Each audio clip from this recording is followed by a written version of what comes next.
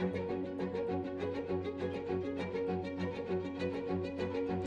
San Francisco, we are surrounded by elaborate Victorian houses.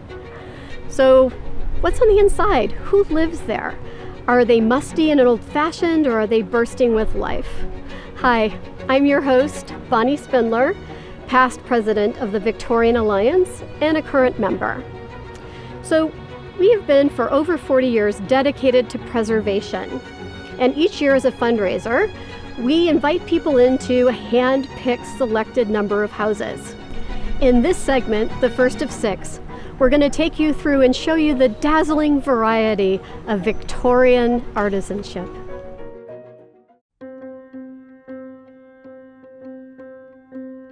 Well, I have been in love with Victorian architecture and all things Victorian since I was just a little boy.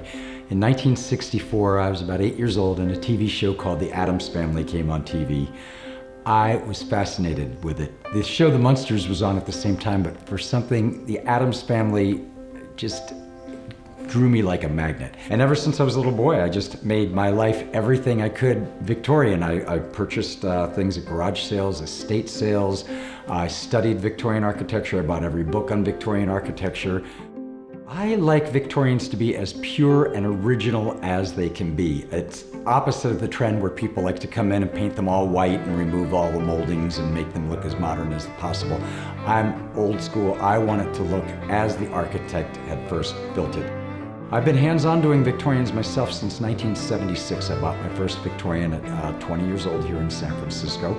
And I learned basically by trial and error. I did things and did them wrong and had to rip them out and do them right. And so finally I did enough work that I started to know what I was doing. And I like to pass the trade on to other people. I live in the Haight-Ashbury, and I meet a lot of young, wayward, lost type younger kids in the Haight-Ashbury, and I offer to let them come work with me and teach them how to restore Victorian homes.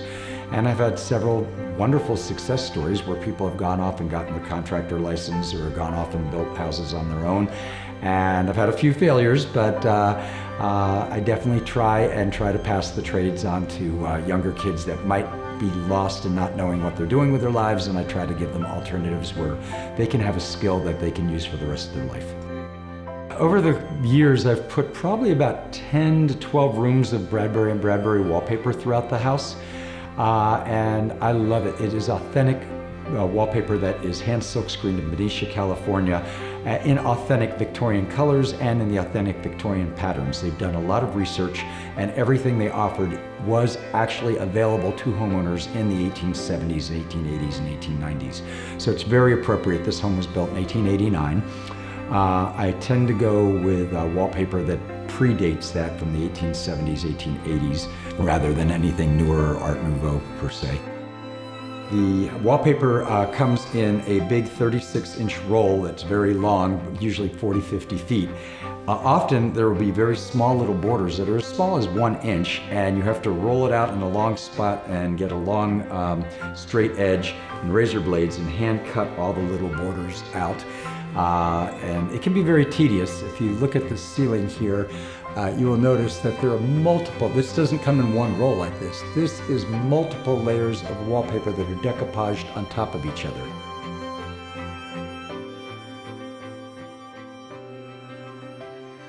When we came to look at this house, it had black velvet curtains, and it was very dramatic. It had a very goth look to it. Dark, with all the fireplaces were burning. There was a huge grand piano where you're sitting right now in the back. Just very dramatic. It looked like Liberace with his candelabra in the back. About 3 months after we were living here, I was taking a taxi back from SFO, and the taxi driver says, "Oh my God, you live in the S&M Palace." And I said, "I do?" And he said, "Yeah." And he mentioned the person who owned it. He said, "Yeah, I was there a couple of times." I said, "Really?" And he starts describing this, high Catholic Inquisition furniture and black velvet curtains and red velvet curtains in the dining room. I said, "Yeah, that's my house." And he said, "Oh, that's, how great." And apparently there were like 12 or 13 people that lived here, gay people. Unfortunately, a lot of them passed away from AIDS. But that's, so when we bought it, we didn't know that. And so I thought it might be apocryphal. But in fact, someone else kind of corroborated that story for us. So needless to say, there's nothing extant from that period in this house. But I think it gives it that little extra je ne sais quoi.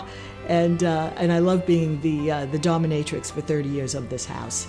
What was the neighborhood called when I first moved in? Some people said it was called the Mission. I had a different name for it. I said I live 5 blocks from the Zuni Cafe, because no one knew exactly where the North Mission was. So everyone where I worked down in Silicon Valley had heard of the new restaurant, Zuni Cafe, in 1990, so that's what I called it, near Zuni Cafe. When I moved in, there were only 3 restaurants that on Valencia Street. From here on Dubose all the way up to 26th Street, there were 3 taquerias. I mean, it's just wall-to-wall restaurants now. There were no tech people here that I knew of. Keith and I were the only people that worked in technology down on the peninsula. People couldn't believe that we commuted there, and people on the peninsula couldn't believe we lived in San Francisco. They were thousands of miles away from each other. There was no tech culture whatsoever.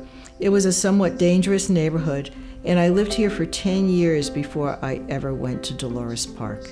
I was too afraid to go there. There was a lot of gang warfare there. And now, of course, Dolores Park is one of the great social centers of San Francisco. When we moved in, the Bavarian crystal chandeliers were here, the medallions were here, and the marbleized columns.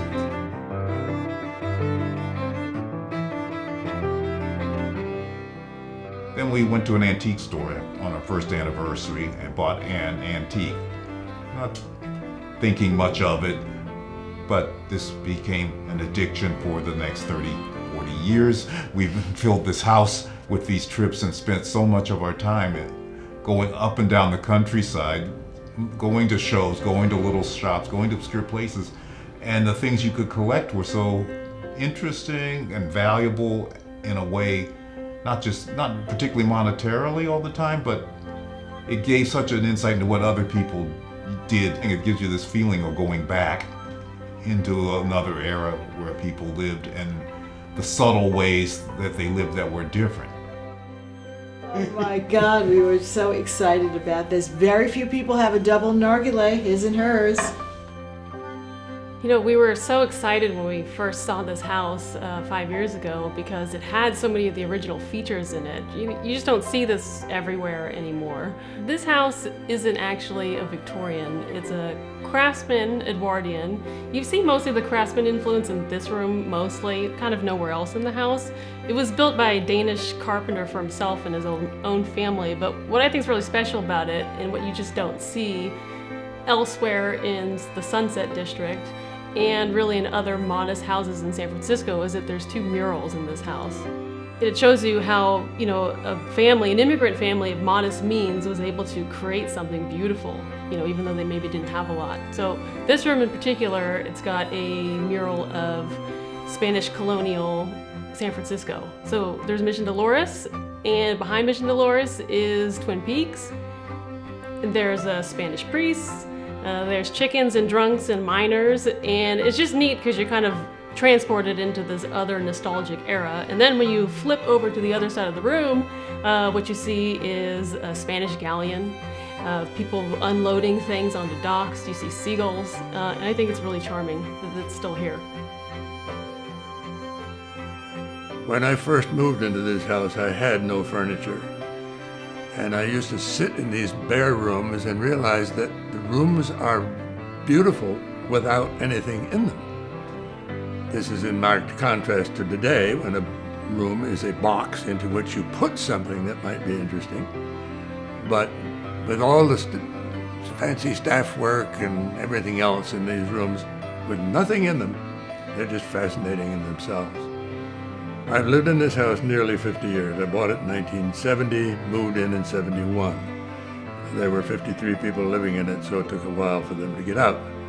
Ever since then, I've worked on the house. When I bought it, my dad thought I was crazy. He'd lived in a big 4 square in Denver and had spent all his life trying to get away from it.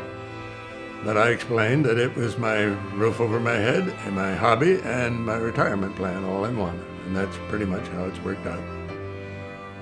they'll recognize this house because it was used in a movie. It actually has been used several times.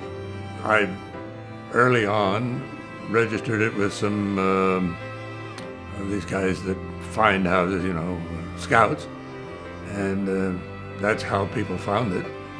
And it's been in several movies, most recently The Last Black Man in San Francisco, which made quite a stir, to my surprise. I thought the house showed very well in that movie.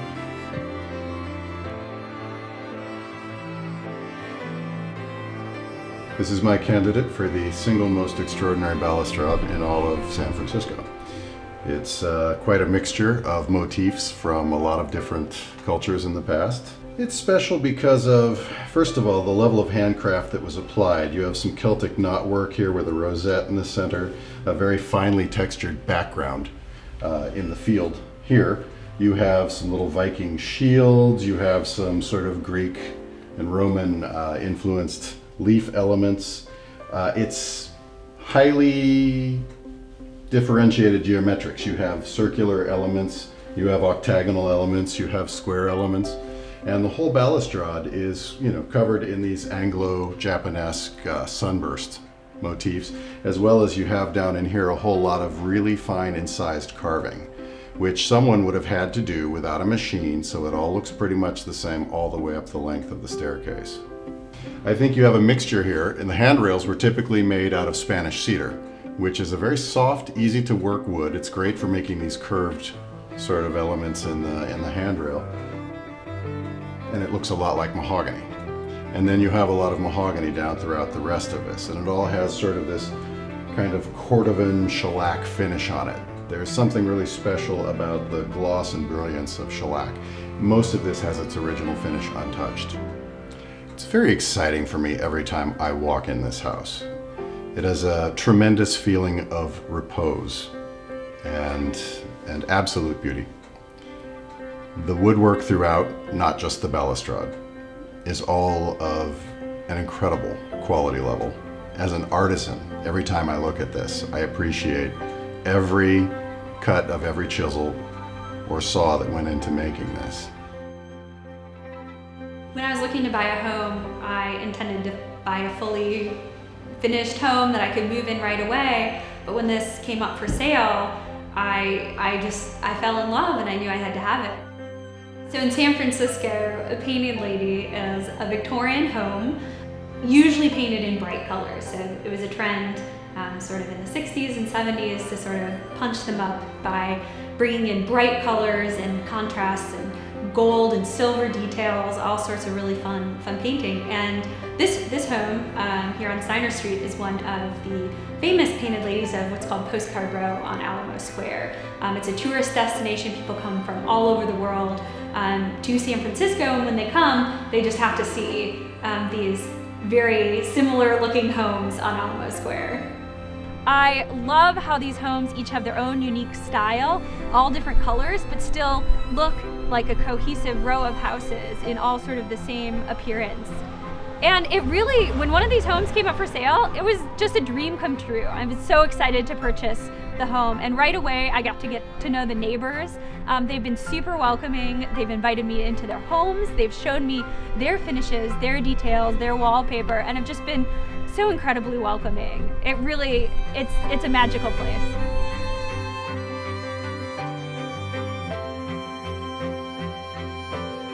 We know 5 families have lived here. It's always been a single family home.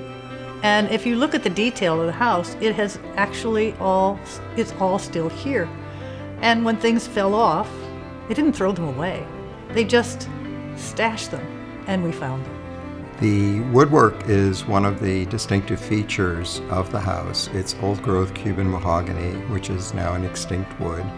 It was used rather extravagantly throughout the house. That's in marked contrast to what most Victorian houses did. They used native redwood. If they wanted it to look like hardwood, they faux grained it, or they just painted it white or cream. Here, they not only used the real thing, and it was a very expensive fine wood, but they used it throughout the house. It's not the parlor floor got that and then you got cheaper and cheaper as you went up. They did it on all 3 floors, and as I say, they used it quite extravagantly. Last I knew, there was something around 5,000 remaining Victorians in the city of San Francisco. Every last one of them in need of its 100-year tune-up. Many years of deferred maintenance, many years of economic boom and bust cycles that did not allow people to maintain them properly. And within those houses, you have every discipline imaginable in the decorative arts. Decorative painters, ornamental plaster, stained glass, carpentry, wood carving, turning, it's all there. San Francisco is fairly unique in its ability to support artisans across a very consistent time frame. It means that artisans who are skilled within that set of decorative arts have lots of work still to do here. Thank you so much for joining us, and join us next time when we take a look at the Victorian vestiges that are remaining in the old houses of San Francisco.